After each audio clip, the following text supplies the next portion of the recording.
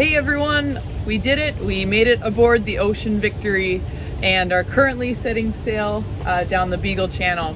There was definitely a lot of excitement today at the port, getting onto our ship and getting into our cabins. We met in the Shackleton Lounge for some safety briefings and welcome ceremony, and we're just getting comfortable. One thing thinking about this trip that I want to acknowledge, we're coming down to Antarctica. We're also learning, really focusing our learning around climate change and sustainability as well.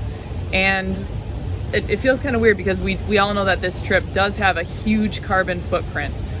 This ship that we're on, it was built in 2021. It's one of the most energy efficient ships of its kind, but it still runs on fossil fuels, and actually 252 metric tons of carbon dioxide are going to be emitted into the atmosphere from this ship.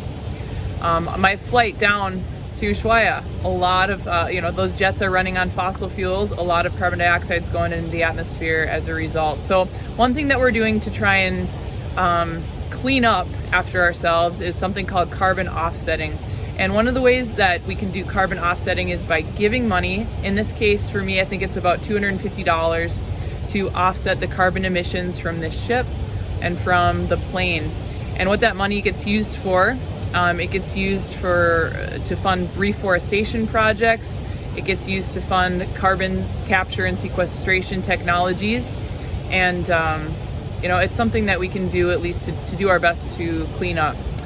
That being said, I'm super excited about the adventures ahead, and also just really enjoying our time on the Beagle Channel.